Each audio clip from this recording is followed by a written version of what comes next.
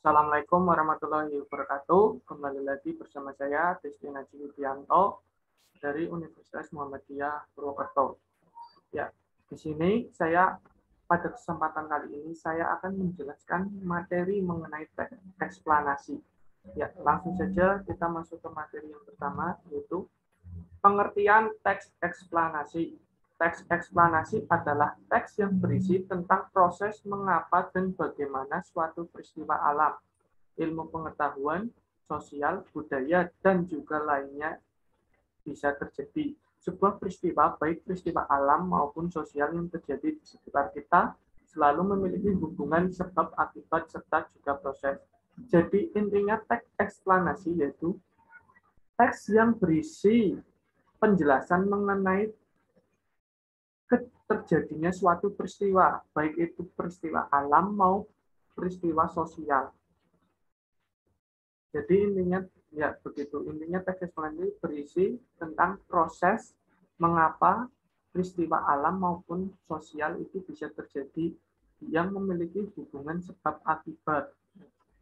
Jadi kalau kalian ditanya mengenai apa itu teks eksplanasi, jawab saja teks eksplanasi yaitu teks yang berisi tentang proses terjadinya peristiwa alam maupun peristiwa sosial yang memiliki hubungan sebab akibat.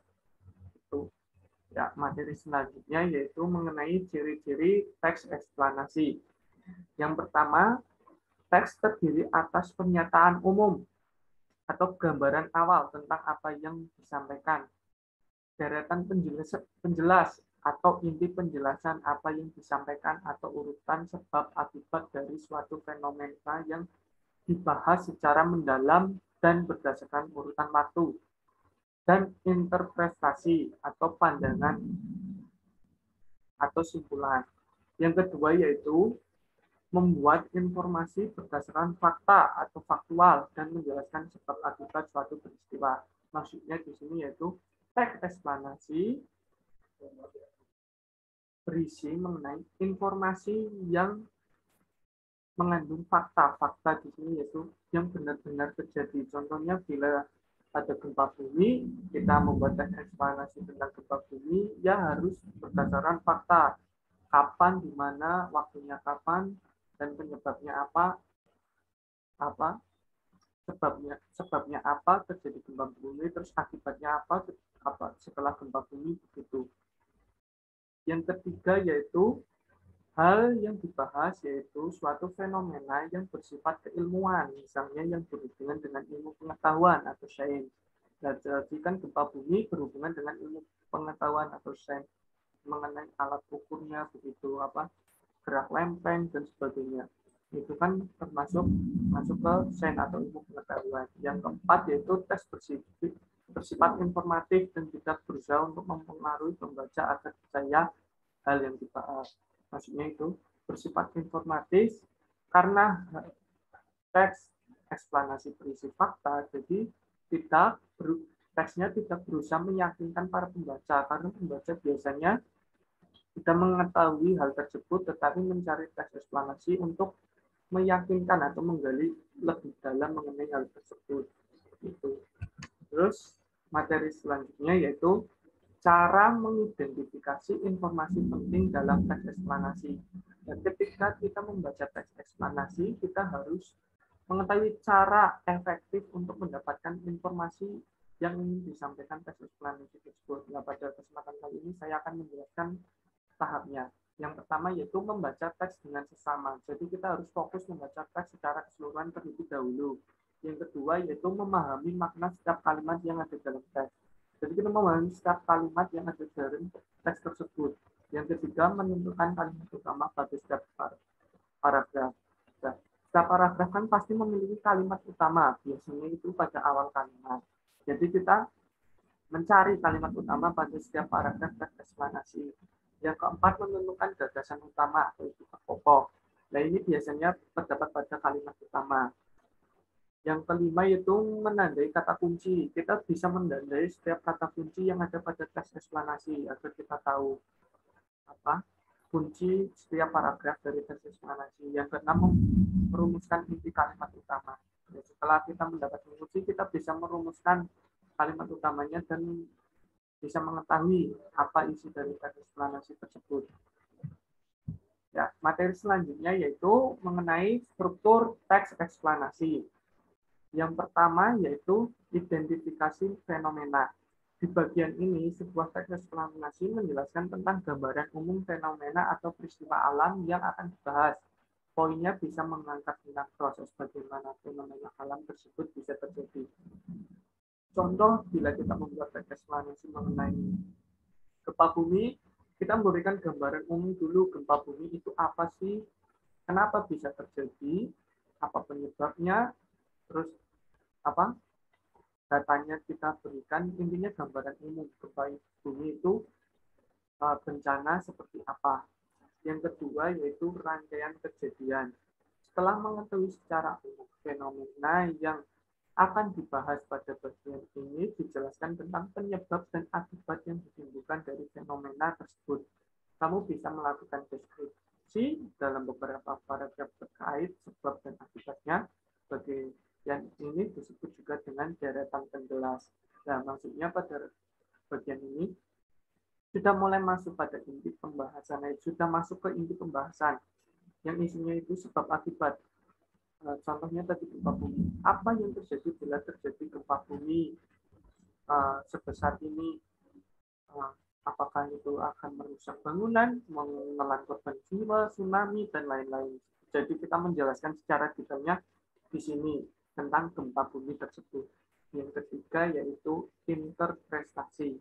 Interpretasi dalam teks eksplanasi dapat dikatakan sebagai ulasan, penarikan kesimpulan. Kamu bisa memberikan tanggapan atau pandangan kamu terkait fenomena yang diangkat dalam kasus tersebut. Jadi dalam bagian interpretasi kita bisa memberikan kesimpulan mengenai gempa bumi atau memberikan pandangan kita mengenai gempa bumi itu. Contoh tadi kan gempa bumi, contoh saya memberikan pandangan gempa bumi itu merupakan bencana yang sangat berbahaya untuk manusia karena bisa menelan korban jiwa dan bisa menuju bencana lainnya yaitu tsunami begitu. Contohnya begitu. Yang selanjutnya, materi selanjutnya yaitu kaidah kebahasaan teks eksplanasi. Yang pertama yaitu menggunakan kata yang bermakna denotatif atau makna sebenarnya.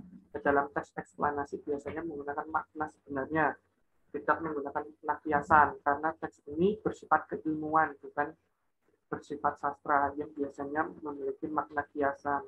Jadi bersifat denotatif bukan kiasan. Yang kedua yaitu menggunakan kata teknis atau istilah yang memiliki makna khusus atau kata ilmiah di bidang tertentu. Contoh apabila teks eksplanasi yang dibahas berupa fenomena alam seperti gempa bumi yang tadi saya contohkan, istilah yang digunakan bisa berubah lempeng bumi, vulkanik, sesar, geologi, tektonik, lava, magma, dan sebagainya. Kata-kata tersebut itu kata-kata ilmiah yang berhubungan tentang gempa bumi. Begitu biasanya dalam teks eksplanasi berisi kata-kata ilmiah tersebut. Yang ketiga yaitu menggunakan kata kerja atau verba kausatif, yaitu kata kerja yang dapat menyatakan makna kausalitas atau hubungan sebab akibat. Seperti menyebabkan, disebabkan, mengakibatkan, diakibatkan, berakibat pada, berdampak pada, menimbulkan, dan sebagainya. Contoh, hujan asam dapat menyebabkan matinya ribuan ikan di Sungai Bengawan Solo, Jawa Tengah. Nah, ini contoh lain. Kalau contoh mengenai gempa bumi tadi, gempa bumi menyebabkan rumah-rumah roboh, bahkan bisa menyebabkan bencana lain yaitu tsunami bila memiliki syarat tertentu. Gitu. Yang keempat yaitu menggunakan kata kerja pasif. Misalnya terlihat, terbagi, terwujud, dimulai, ditimbun, diakhirkan. Contohnya tadi gempa bumi di kota A dimulai pada pukul itu bla bla bla bla itu.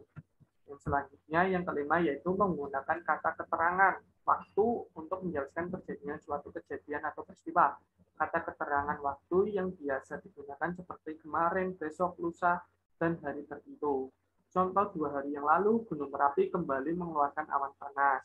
Nah, contoh gempa bumi terjadi di kota A pada jam sekian, besarnya berapa skala liter, begitu. Secara detail lah, intinya menjelaskan waktu terjadinya fenomena alam tersebut. Yang keenam yaitu eksplanasi ditulis untuk membuat justifikasi bahwa sesuatu yang diterangkan secara kausal itu benar adanya. Jadi teks eksplanasi itu ditulis untuk menunjukkan bahwa sesuatu yang sedang terjadi itu benar adanya. Dan contoh gempa bumi yang memang benar terjadi gempa bumi sehingga ditulis teks eksplanasi begitu. Yang ketujuh yaitu menggunakan konjungsi kausalitas, yaitu kata hukum yang tadi saya sudah jelaskan ya. Kata ada sebab akibat gitu. Terus yang materi selanjutnya yaitu langkah menyusun teks eksplanasi. 1. Menentukan tema. Ya, yang pertama tentukanlah jenis eksplanasi apa yang akan kita buat, misalnya tentang fenomena alam berupa proses terjadinya hujan, tsunami, gunung meletus, atau gerhana matahari atau bulan. Selain itu juga dapat berupa fenomena sosial seperti proses terjadinya paguyuban, proses terjadinya urbanisasi, kemiskinan, dan sebagainya. Jadi kita harus menemukan tema tentang alam atau tentang sosial gitu. Yang kedua yaitu menuliskan ide pokok berupa topik yang dapat dikembangkan. Jadi kita pertama menuliskan ide pokoknya setiap paragraf ini apa, baru yang bisa kita kembangkan menjadi paragraf yang utuh. Yang ketiga yaitu mengumpulkan bahan tulisan eksplanasi dapat diperoleh dari berbagai sumber seperti penguasaan pengetahuan penulis, internet, buku pelajaran, atau penelitian langsung. Jadi kita mulai mengumpulkan bahan. Contoh tadi gempa bumi, kita mengumpulkan bahan bisa dari internet atau dari pengalaman penulis atau dari buku-buku pelajaran. Apa sih gempa bumi? Kenapa bisa terjadi? Gitu. Jadi kita perlu mengumpulkan bahan sebelum menulis teks eksplanasi. Yang keempat yaitu menyusun kerangka teks eksplanasi. Menyusun kerangka berarti memecahkan topik ke dalam beberapa subtopik, lalu menyusunnya secara sistematis dan logis. Kerangka eksplanasi dapat mengikuti pola pernyataan umum, deret penjelasan, dan interpretasi. Jadi tadi kan kita sudah menyiapkan topik pembahasan yang bisa kita kembangkan menjadi paragraf. Nah, itu kembali kita pecah menjadi subtopik yang bercabang. Jadi dari topik itu menjadi beberapa subtopik yang bisa kita lakukan kembali. Yang biasanya teks eksplanasi terjadi dari pernyataan umum. Kita menjelaskan secara umum dahulu apa itu fenomena yang akan kita bahas. Selanjutnya ke deret penjelas. Ini tentang inti dari fenomena itu, sebab akibatnya dari fenomena tersebut, terus lanjut ke interpretasi atau kesimpulan atau pandangan kita mengenai fenomena tersebut. Yang kelima yaitu mengembangkan kerangka. Pada tahap ini kerangka dikembangkan menjadi teks eksplanasi yang utuh dengan memperhatikan struktur dan kaidah kebahasan yang tepat.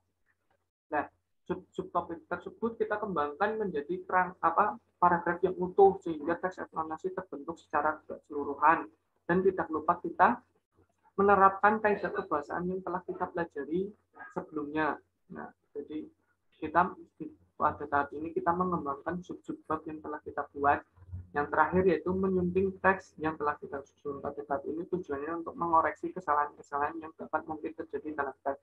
Nah, pada tahap terakhir yaitu kita membaca kembali teks yang telah kita tulis. Apakah ada kesalahan kata, kesalahan penulisan, atau bahkan kesalahan pembahasan, atau bisa juga terjadi double pembahasannya, sehingga kita perlu menyunting kembali teks yang telah kita tulis sehingga meminimalisir kesalahan, sehingga pembaca bisa lebih mudah atau lebih bisa menikmati teks eksplanasi yang telah kita buat. Ya, begitu materi yang dapat saya sampaikan. Semoga bermanfaat untuk para pemirsa yang telah menonton. Saya mohon maaf bila ada kesalahan, baik salah perbuatan maupun salah perkataan pada video kali ini. Bila kita hidayah, wassalamualaikum warahmatullahi wabarakatuh.